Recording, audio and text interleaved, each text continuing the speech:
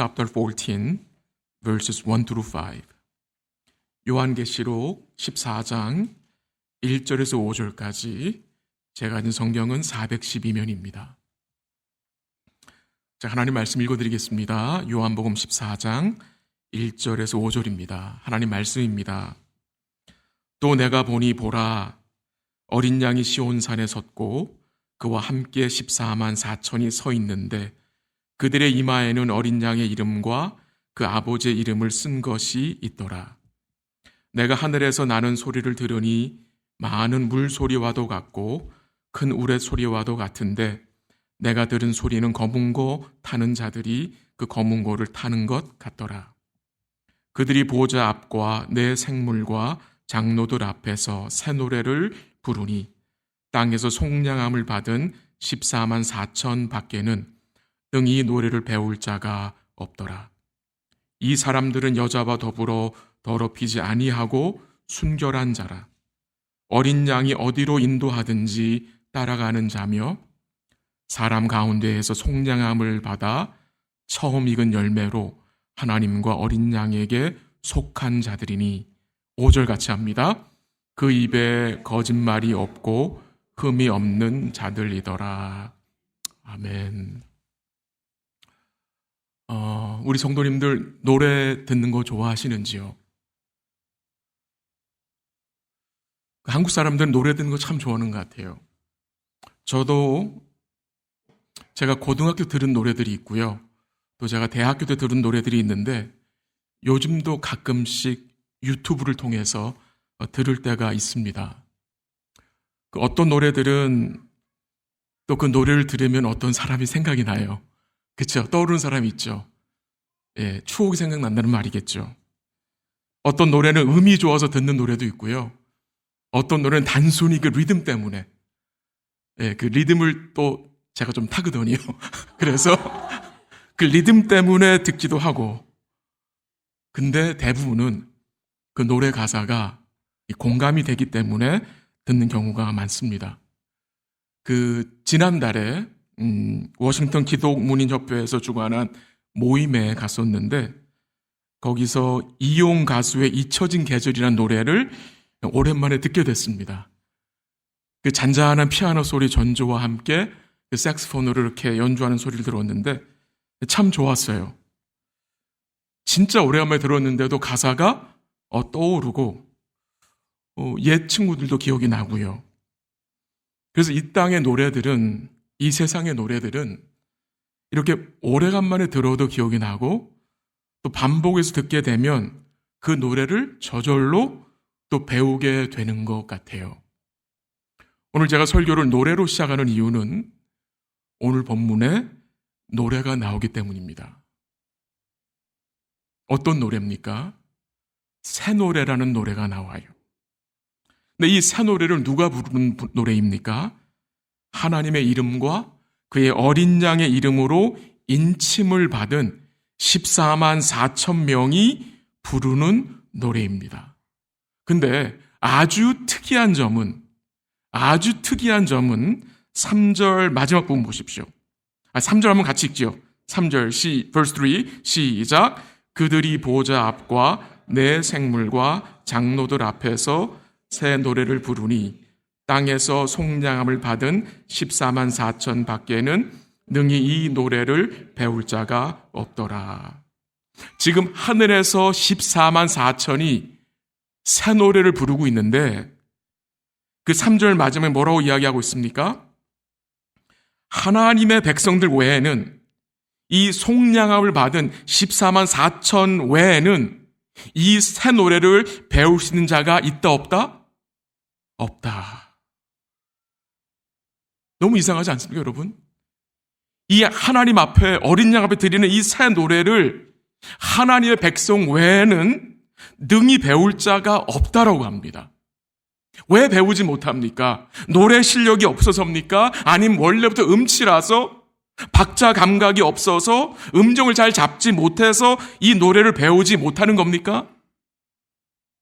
아닙니다. 아니면 이 새 노래가 너무도 어려운 노래이기 때문에 배우지 못하는 것입니까? 아닙니다. 이 노래는 속량함을 받은, 구원의 은혜를 받은 성도들만 부를 수 있는 노래이기 때문입니다. 세상 노래는 아무나 다 부를 수 있어요. 근데 이 새 노래는, 이 구원의 노래는, 이 어린 양을 찬양하는 이 노래는 아무나 못 부릅니다, 여러분. 구원의 은혜를 의지하고 영원한 심판을 피한 자라는 사실을 믿는 자, 곧 주님이 허락하신 구원의 은혜를 믿는 자만 부를 수 있는 노래입니다. 이 새 노래는 단순히 새로 만들어진 노래, 요즘 나온 노래, 새로 작곡된 노래를 말하는 것이 아닙니다. 성령으로 인해서 거듭난 주의 백성들이 새 마음으로 구원의 은혜에 감격하여 하나님께 드리는 노래가 이 새 노래입니다. 제가 강조한 내용이지만 예수님의 온전한 순종과 대속을 통해 죄사함과 구원의 확신을 가진 성도들이 어린 양 앞에 드리는 이 찬양이 새 노래인 것입니다. 근데 그 노래가 얼마나 크고 웅장했는지 2절에 보니까 많은 물소리와 같고 큰 우레소리와도 같았다고 했습니다. 혹시 우리 성도님들 중에 비가 아주 많이 온 시즌에 여기 스노크함 폭포에 가본 적이 있습니까? 여름에는 가을에는 별로 물량이 많지 않죠. 근데 이 비 시즌에 가면은 그 물량이 엄청나요. 그 물이 떨어지는 소리가 정말 엄청나게 웅장하고 멋있고요. 그 곁에서 보면 옷이 다 젖어요. 이 물이 튀어서. 지금 이 하늘에서 들려진 이 새 노래가 너무도 크고 웅장하게 큰 우레소리 같이 들렸다고 증거하고 있는 것입니다. 이제 좀 본문을 생각해 볼게요. 이 14만 4천 명, 하나님의 구원받은 백성들이 지금 누구와 함께 어디에 서 있습니까? 이게 중요한 거거든요. 어디에 서 있습니까? 1절 한번 보십시오. 1절. 또 내가 보니 보라 어린 양이 시온산에 섰고 그와 함께 14만 4천이 서 있는데 라고 말하죠. 이 14만 4천 곧 구원받은 주의 백성들이 어디에 누구와 함께 서 있습니까? 어린 양과 함께 시온산에 서 있습니다. 계시록 7장에 보면 이미 이 구원받은 14만 4천 명이 언급되었었어요. 7장에서. 근데 이제 14장에 와서는 그 14만 4천 명이 어디 서 있어요? 시온산에. 누구와 함께? 어린 양과 함께. 시온산에 서 있는 이 백성들의 모습, 여러분과 저의 모습입니다. 여러분과 저도 조금 있으면 어린 양 앞에 설 자들입니다. 이 14만 4천이란 것은 하나님이 구원하시기로 작정된 자들을 말합니다. 하나님의 인침을 받은 자들입니다. 이 14만 4천이라고 문자적인 그 숫자를 말하는 게 아닙니다. 이 14만 4천은 하나님이 정하신 수를 말합니다. 근데 그 정하신 수가 한 명도 누락되지 아니하고 한 명도 탈락되지 아니하고 모두 어디에 있어요? 시온산에 어린 양 앞에 서 있는 것입니다. 이 시온산이 어디겠습니까? 이스라엘 어느 지역에 있는 그 산을 말하는 게 절대 아닙니다. 이 시온산은 구원의 산입니다.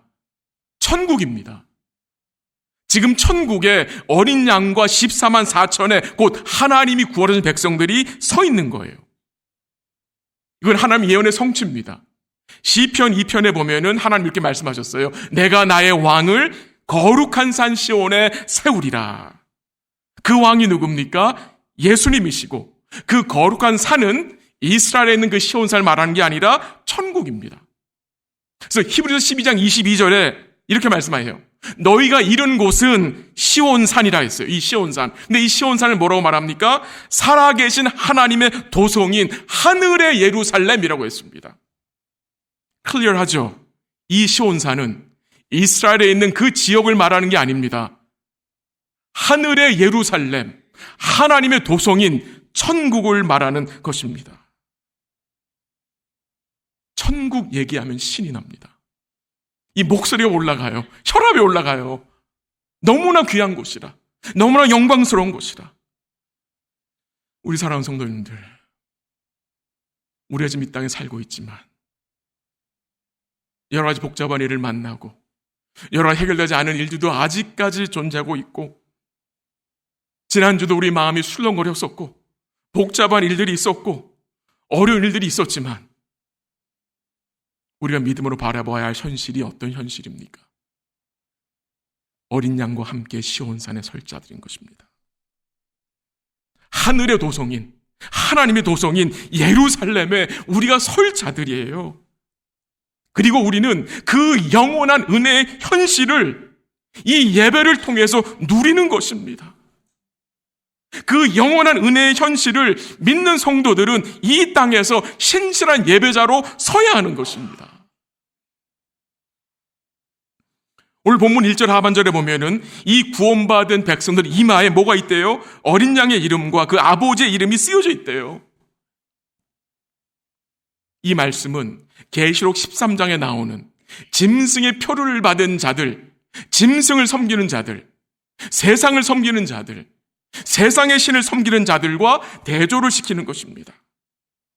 세상을 섬기는 자들은 그리스도를 부인하는 자들 이마에는 짐승의 표가 있어요. 근데 반대로 예수님을 구원의 주로 믿는 성도들 이마에는 뭐가 있어요? 예수의 이름이 있어요. 하나님의 이름이 있어요. 이 말씀은 상징적인 표현입니다. 진짜 우리 이마에 예수의 이름이 있다는 말이 아니에요. 상징적인 표현이에요. 우리 이마에 예수의 이름이 있고 하나님 아버지의 이름이 있다는 것은 우리가 성령을 통해서 복음을 듣고 그 복음이 증거하는 예수님을 믿게 됐다는 거예요. 우리 이마에 예수의 이름이 있다는 것은 이렇게 이해하시면 돼요. 우리 마음속에 예수님과 그의 말씀이 담겨져 있다는 말입니다. 그래서 우리 생각 속에 예수님이 떠오르고 우리 의식 속에 예수의 말씀이 생각나는 것입니다. 이게 하나님의 백성입니다. 직장에서 열심히 일을 하는 가운데, 일을 할 때도, 설거지를 할 때도, 달걀 후라이를 할 때도, 여러분이 사무실에서 일을 할 때도, 여러분 운동을 할 때도, 여러분 생각 속에서 예수의 이름이 생각나야 되는 거예요. 예수의 말씀이 생각나야 되는 거예요. 이게 성도입니다. 믿는 자와 믿지 않는 자의 차이가 무엇입니까? 믿는 자의 의식 속에는, 믿는 자의 생각 속에는 예수의 이름이 생각난다는 거예요. 예수의 이름 생각나지 않는다는 것은 여러분 삶 속에서 큰 영적으로 문제가 있는 거예요. 말씀으로 돌아가셔야 하고 예배로 나오셔야 하고요. 기도하셔야 하고요. 왜? 예수를 잊어먹고 사는 거잖아요. 이 새 노래를 부르는 자들은 예수의 이름을 소유한 자들이에요. 하나님의 이름을 소유한 자들이에요. 우리 의식 속에서, 생각 속에서, 우리 삶 속에서, 우리 말 고백 속에서 예수님의 이름이 나타나야 하는 거예요. 오늘 본문에서 제가 좀 강조하고 싶은 내용은 이 새 노래를 부르는 자들, 이 하나님의 백성들이 가지고 있는 특성이 있어요. 교회의 특성, 이 성도들의 distinctive characteristic이 있어요. 그게 4절과 5절에 나오는데요. 이 모습은 천국 교회만이 아니라 이 땅의 지상교회에 속한 우리 성도들의 모습이 되어야 한다는 사실이에요. 4절 한번 가보세요. 4절, verse 4. 한번 같이 읽죠. 시작. 이 사람들은 여자와 더불어 더럽히지 아니하고 순결한 자라. 어린 양이 어디로 인도하는지 따라가는 자며 사랑 가운데에서 송장함을 받아 처음 익은 열매로 하나님과 어린 양에 속한 자들이니. 아멘. 5절 장 읽을게요. 그 입에 거짓말이 없고 흠이 없는 자들이더라. 첫 번째로 이 뉴송을 부를 수 있는 자들, 새 노래를 부르는 자들은 여자와 더불어 더럽히지 아니한 순결한 자들입니다.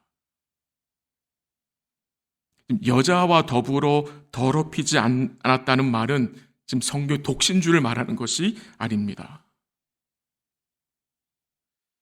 지금 예수님은 예수님과 교회의 관계를 신랑과 신부의 관계로 설명하는 것입니다. 교회는 어린 양이신 예수님의 아내가 될 자들입니다. 그래서 고린도후서 11장 2절에 보면 사도 바울이 고린도 교회에 이런 말씀을 보냈어요. 내가 너희를 정결한 처녀로 한 남편인 그리스도께 드리려고 중매했다고 했어요. 여러분과 저는 지금 천국 결혼식을 앞둔 뭐예요? 예수님의 신부들입니다. 여러분, 신부들의 가장 중요한 게 뭡니까? 순결 아닙니까? 정결함 아닙니까? 근데 이 순결함이, 이 정결함이 무엇을 말하는 것입니까? 다른 남편인 세상에게 마음을 주지 않는 겁니다. 그게 순결이고 그게 정결입니다. 이스라엘 백성들의 근본적인 문제가 무엇이었습니까? 남편 되신 하나님을 멀리하고 세상 것을 얻기 위해 이방 신들을 섬긴 거예요. 그들이 성전에 와서 제사를 드렸지만 그들의 마음은 어디 있었어요? 다른 신에게 가 있었어요. 오늘 본문 4절에 나오는 이 여자는 이 세상과 이 세상이 말하는 악한 가치관입니다. 요한계시록 전체 문맥에서 이 여자는 세상을 상징하는 바벨론입니다. 혹은 음료로 말할 수도 있습니다.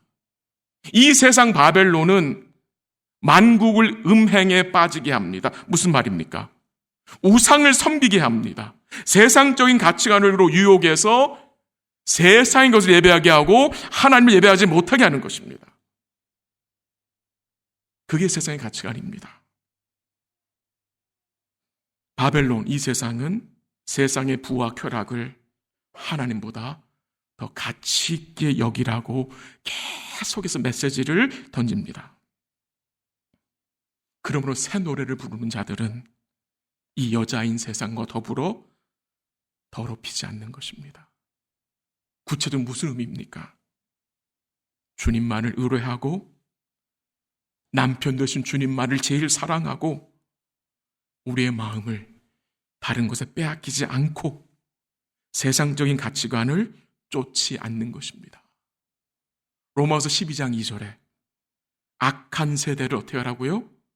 본받지 말고 하나님의 선하시고 기뻐하시고 온전하신 뜻이 무엇인지 뭐하라고요? 분별하라고 증거하는 것입니다. 주님을 사랑하는 것이 순결을 지키는 것입니다. 그리고 주의 말씀을 쫓아가는 것이 순결을 지키는 것입니다. 주의 말씀을 쫓아갈 때 바로 그 주님께 뭐 할 수 있습니까? 집중할 수 있기 때문입니다. 두 번째로 새 노래를 부르는 자들은 4절 하반절에 나오죠. 어린 양이 어디로 인도하든지 뭐하여? 따라가는 자입니다. 어린 양이 어디로 인도하든지 따라가는 자입니다. 이 말씀에서는 그리스도와 교회를 어떤 관계로 설명했어요? 목자와 양으로 설명한 것 같아요. 목자와 양으로. 양은 반드시 어떻게 해야 합니까? 목자를 따라가야 살 수 있어요.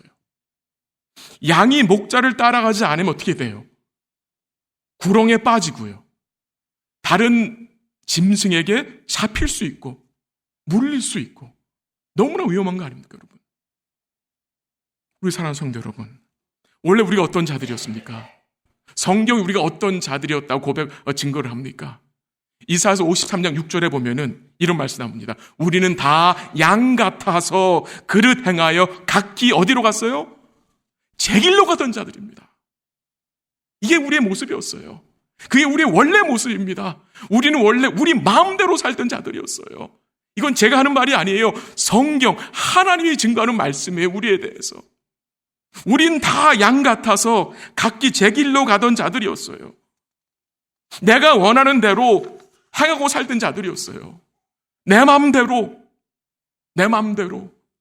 근데 이제는 어떻게 됐습니까? 양의 문이 되신 예수님을 통해서 그 목자를, 예수님을 쫓는 자로 부르심을 받았어요. 주님이 우리를 불러주셨어요. 주님의 양으로. 주의 양은 목자 되신 주님을 뭐하는 자들입니까? 따라가는 자들입니다. 따라가야 합니다. 어린 양 되신 주님을 따라가야 합니다. 주님의 제자로 살아가야 합니다. 목자 되신 주님을 따르기 위해서 가장 중요한 것이 무엇입니까? 자기 부인입니다. 내 자신을 부인하는 것입니다. 내 자신이 부인되지 않으면 결국 누구를 부인합니까? 주님 부인합니다. 주의 말씀을 부인하게 됩니다. 내 자신을 부인해야 주님을 인정하게 되는 것입니다. 성경은 증거합니다. 새 노래를 부르는 자들은 어린 양이 어디로 인도하든지 따라가는 자라고 합니다. 이것은 적극적인 충성을 말합니다. 주님을 따라가는 것은 최소한 그냥 적당히 하는 것이 아니라 최대한으로 주님을 따라가야 하는 것입니다. 오늘 성경에 뭘 증거합니까? 어린 양이 어디로 인도하든지 그 어디가 어디면 좋겠습니까, 여러분? 어디로 인도하든지 우리는 따라가야 합니다. 시편 123편, 다윗의 시편이 생각나요. 여러분 기억하시죠? 여호와는 나의 목자시니 내게 부족함이 없으리로다. 그가 나를 푸른 풀밭에 누이시며 쉴 만한 물가로 나를 인도하시는도다. 여기서 딱 끝나면 좋겠죠. 근데 4절에 뭘 언급합니까? 사망의 음침한 골짜기가 나옵니다.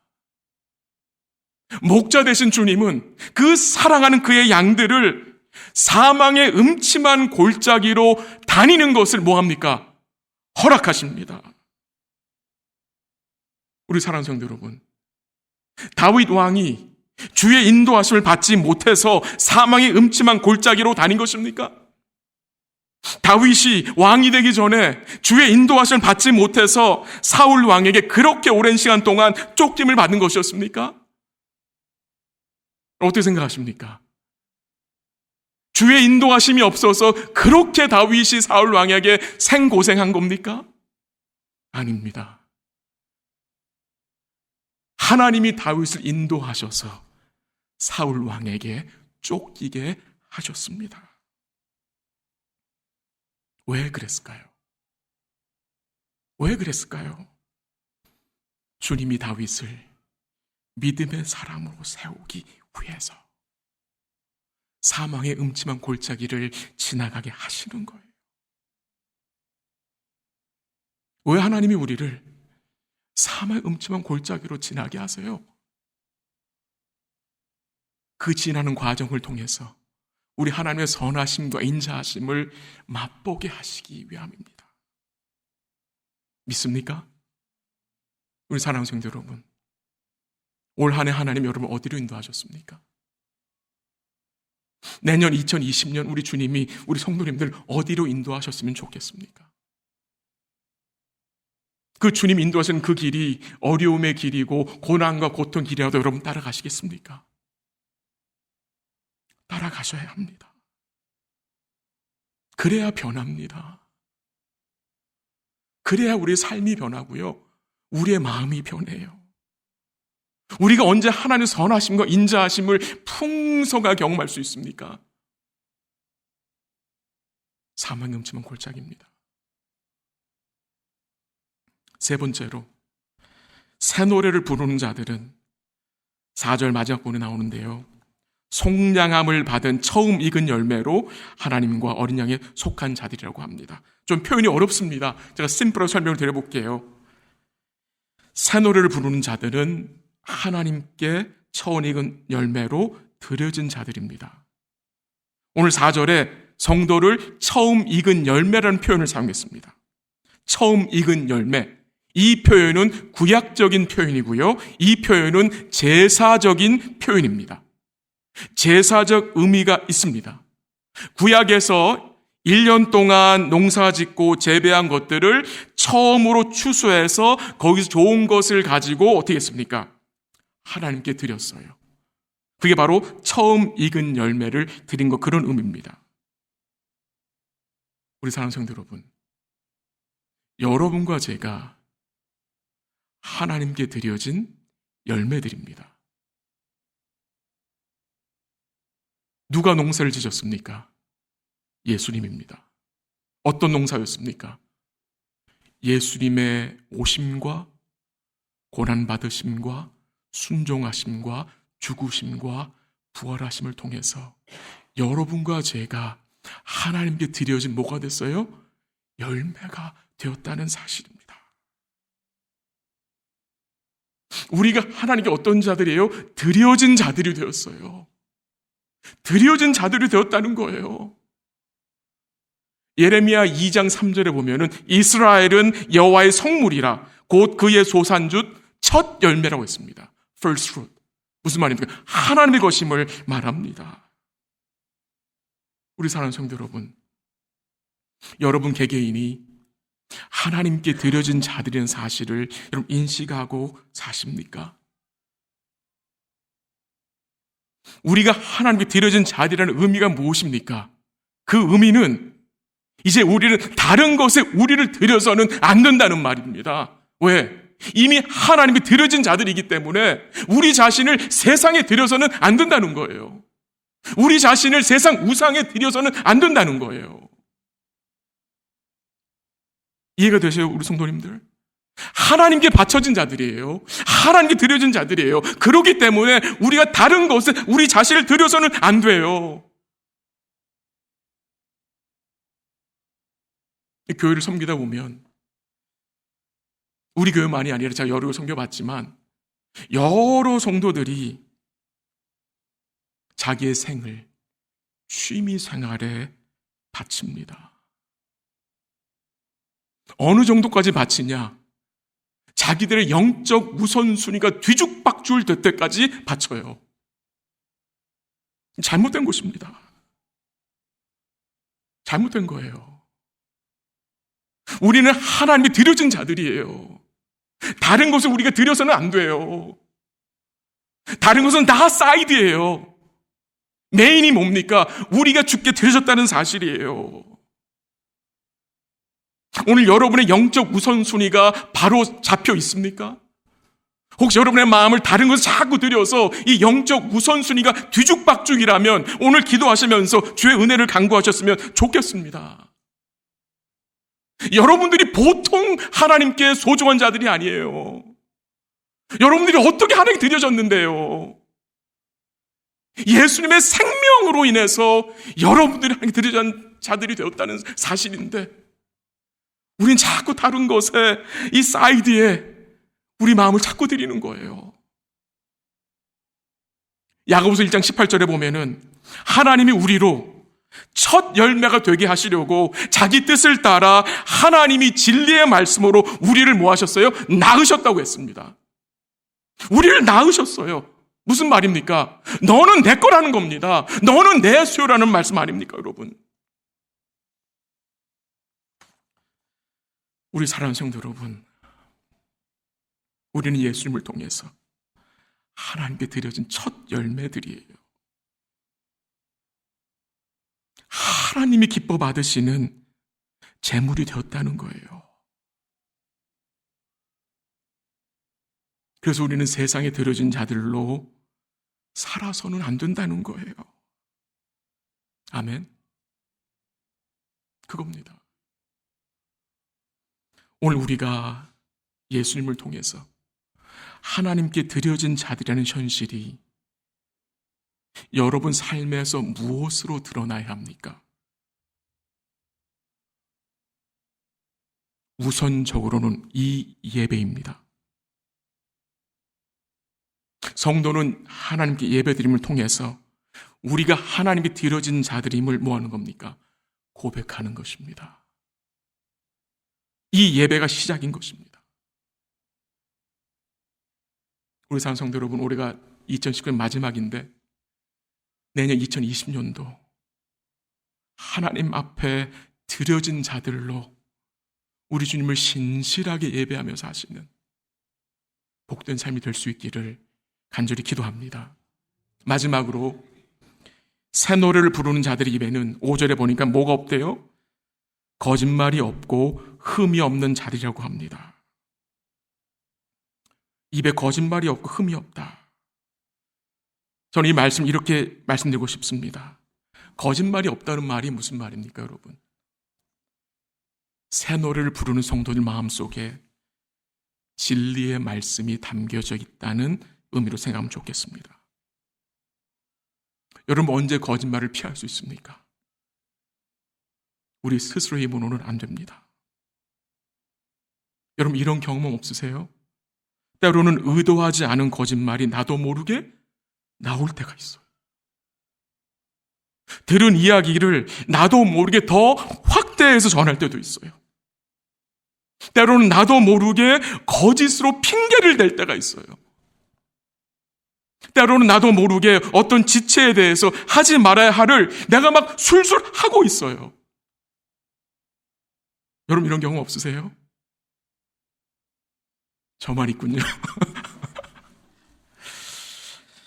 중요한 것은요, 거짓말하지 말아야지가 아닙니다. 마음에 복음을 담고 있어야 거짓을 피할 수가 있습니다. 그래서 이 복음이 놀라운 겁니다. 복음은 우리로 헛된 말을 하는 것을 억제시켜줍니다. 복음이 당겨지면 우리 안에 있는 주의 성령, 진리의 영이 그 복음을 통해서 우리 마음을 지키시고 우리가 진리 편에 설 수 있도록, 우리로 주님 편에 설 수 있도록 성령께서 연약한 우리들을 붙잡아 주시고 도와주신다는 사실입니다. 그래서 단순히 거짓말하지 마라 이게 아니라 어떻게 하셔야 돼요? 주의 말씀을 마음에 담아야 입이 지켜지는 겁니다. 그냥 입만 지켜서는 안 됩니다, 여러분. 마음이 주의 말씀으로 지켜져야 하는 겁니다. 그게 새 노래를 부르는 자들입니다. 요한계시록을 기록한 사도 요한이 사도 요한일서에서 요한일서 2장 21절에서 이런 말씀 쓴 거예요. 한번 들어보세요. 제 시간이 많아서 찾진 않고요. 요한일서 2장 22절 1 John 2:22에서 이렇게 말했어요. 거짓말하는 자가 누구냐? 거짓말하는 자가 누구냐? 예수께서 그리스도이심을 부인하는 자가 아니냐라고 했어요. 누가 거짓말하는 자예요? 예수가 그리스도이심을 부인하는 자가 거짓말쟁이에요. 예수를 믿지 않는 자가 거짓말쟁이라는 겁니다. 이 말은 무슨 말입니까? 예수를 믿어야 거짓을 피할 수 있다는 말씀입니다. 정말입니다. 예수를 붙들어야, 예수의 말씀을 붙들어야, 여러분과 제가 이 진리 편에 서야 거짓을 피할 수가 있다는 사실입니다. 그 삶이 새 노래를 부르는 성도의 삶인 것입니다. 5절 마지막에 흠이 없는 자라고 했습니다. 흠이 없다. 무슨 말입니까? 완전하단 말이죠. 근데 완전한 자가 있습니까? 하나님 앞에? 없어요. 근데 창세기 6장 9절에 보면 이런 말씀이 나와요. 노아는 의인이요 당대의 완전한 자라고 했어요. 근데 여러분, 정말 노아가 완전한 자였습니까? 그가 술에 취해서 무슨 짓을 했습니까? 옷을 다 훌렁 벗어버렸어요. 장막에서. 그런 노아가 완전한 자입니까? 완전한 자가 아닙니다. 근데 왜 성경은 그가 당대의 완전한 자라고 말하고 있습니까? 그 이유는 그가 하나님의 은혜를 덧입었기 때문에, 그가 하나님의 언약을 믿었기 때문에 하나님이 그로 완전한 자로 영광 중에 세운다는 의미입니다. 하나님이 아브라함을 완전하라 그랬어요. 그가 완전할 수 있습니까, 여러분? 그렇게 완전한 자가 사고를 칩니까? 누굽니까? 사라의 몸종, 여종, 하갈과 사고를 치죠. 그게 완전한 자입니까, 여러분? 아닙니다. 그러나 그 완전한 자를 인정을 받는 이유는 그가 하나님의 언약, 곧 예수를 믿는 자가 되었기 때문입니다. 완전하다는 것은, 흠이 없다는 것은 이렇게 말할 수 있습니다. 흠 없는 예수님을 믿는 것입니다. 그의 말씀 안에 거하는 것입니다. 우리의 신랑이신 주님께서 신부인 교회에 대해서 무슨 일을 하셨습니까? 에베소서 5장 27절에 보면은 26, 27절에 보면 이렇게 말씀하세요.